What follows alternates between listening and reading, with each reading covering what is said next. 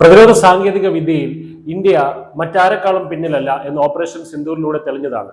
ആ സമയത്ത് പാകിസ്ഥാൻ തൊടുത്തുവിട്ട ചൈനീസ് മിസൈലുകളെല്ലാം തന്നെ ഇന്ത്യ നിസ്സാരമായിട്ട് തകർത്തെറിഞ്ഞത് ലോകം മുഴുവൻ കണ്ടതാണ്. അപ്പോൾ അതിനെക്കുറിച്ച് പഠിക്കാനായിട്ട് പല രാജ്യങ്ങളിൽ നിന്നും പ്രതിനിധികൾ ഇന്ത്യയിൽ എത്തിയിട്ടുണ്ടായിരുന്നു. ഇപ്പോൾ ഇതാ ലോക രാജ്യങ്ങൾക്ക് അത്ഭുതമായിക്കൊണ്ട് ചൈനയെ മലർത്തിയടിക്കാൻ ഇന്ത്യ ഒരുങ്ങുകയാണ്.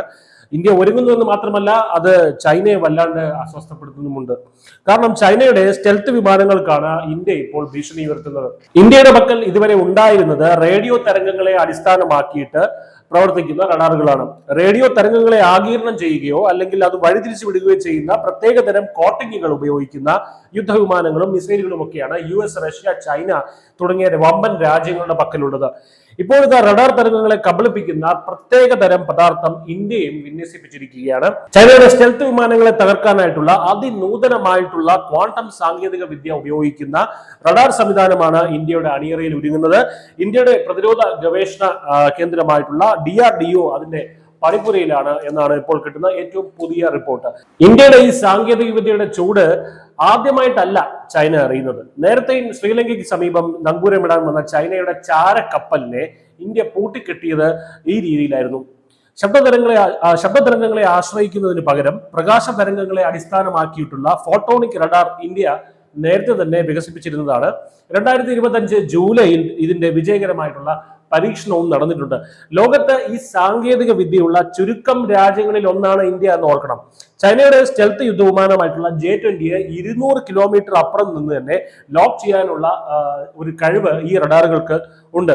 വരും വർഷങ്ങളിൽ India China LAC line of actual കൺട്രോളിലും പാക് അതിർത്തിയിലും വ്യോമാക്രമണ മുന്നറിയിപ്പ് നൽകാൻ ഉപയോഗിക്കുന്ന അവാക്സ് വിമാനങ്ങളിലും ഈ സാങ്കേതിക വിദ്യ പ്രതിഷ്ഠിക്കാനുള്ള അല്ലെങ്കിൽ ഈ സാങ്കേതിക വിദ്യയിൽ അധിഷ്ഠിതമായിട്ടുള്ള റഡാറുകൾ സ്ഥാപിക്കാനായിട്ടുള്ള നീക്കം ഉണ്ട്.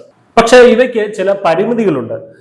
പറന്നു വരുന്ന യുദ്ധവിമാനത്തിനെ ലോക്ക് ചെയ്താലും ചിലപ്പോൾ അതിന്റെ കൃത്യത 1 മീറ്ററോളം വ്യത്യാസം വരാം. അങ്ങനെ വന്നാൽ ലക്ഷ്യമിടുന്ന വ്യോമ പ്രതിരോധ സംവിധാനങ്ങൾക്ക് ഇത്തരം യുദ്ധവിമാനങ്ങളെ തകർക്കാൻ സാധിച്ചെന്ന് വരില്ല. അപ്പോൾ ഈ പ്രതിസന്ധിയെ മറികടക്കാനാണ് ക്വാണ്ടം സാങ്കേതിക വിദ്യ ഇതിലേക്ക് കൊണ്ടുവരുന്നത്. ക്വാണ്ടം എൻറ്റാങ്കിൾമെന്റ്, ക്വാണ്ടം സൂപ്പർ പൊസിഷൻ എന്നീ സാങ്കേതിക വിദ്യകൾ ഉപയോഗിച്ചാണ് ഈ റഡാർ ആശയവിനിമയം നടത്തുന്നത്. ഈ ക്വാണ്ടം എൻറ്റാങ്കിൾമെന്റ് എന്നാണ് ക്വാണ്ടം സൂപ്പർ പൊസിഷൻ എന്നൊക്കെ പറയുന്നത് അതീവ നൂതനമായിട്ടുള്ള സാങ്കേതിക വിദ്യകളാണ്, അതീവ സങ്കീർണമായിട്ടുള്ള സാങ്കേതിക വിദ്യകളാണ്. എന്നിരുന്നാലും പ്രേക്ഷകരുടെ ഒരു അറിവിന് വേണ്ടി പറയുന്നതാണ്, 2 ക്വാണ്ടം കണികകൾ തമ്മിൽ എത്ര ദൂരത്തിലാണെങ്കിലും അവ പരസ്പരം ബന്ധപ്പെട്ടിരിക്കുന്നു എന്നതാണ് ഈ ക്വാണ്ടം എൻറ്റാങ്കിൾമെന്റ് കൊണ്ടുവരിക്കുന്നത്.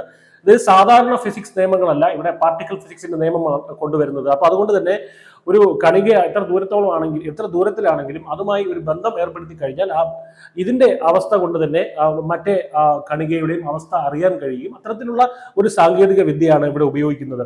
അപ്പൊ ഇത്തരം സങ്കീർണമായിട്ടുള്ള സാങ്കേതിക വിദ്യാ തത്വങ്ങൾ ഉപയോഗിച്ചാണ് ഈ ക്വാണ്ടം റഡാർ പ്രവർത്തിക്കുന്നത് തന്നെ.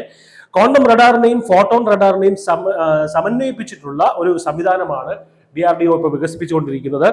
അതുകൊണ്ട് ഇത് കൃത്യത വർദ്ധിപ്പിക്കുമെന്നുള്ള കാര്യത്തിൽ തർക്കമില്ല. ചൈനയ്ക്ക് വലിയൊരു തലവേദന തന്നെ ഇത് സൃഷ്ടിക്കുമെന്നുള്ള കാര്യത്തിലും തർക്കമില്ല. എന്തായാലും 2026 ഇത്തരം റഡാറുകളുടെ പരീക്ഷണം ആരംഭിക്കുന്നതോടെ ഇന്ത്യയുമായി കൊമ്പുകോർക്കാൻ അതിന് എത്ര വലിയ രാജ്യമാണെങ്കിലും രണ്ടാമതൊന്ന് ചിന്തിക്കും എന്നുള്ള കാര്യത്തിൽ തർക്കമില്ല. News desk, news India Malayalam.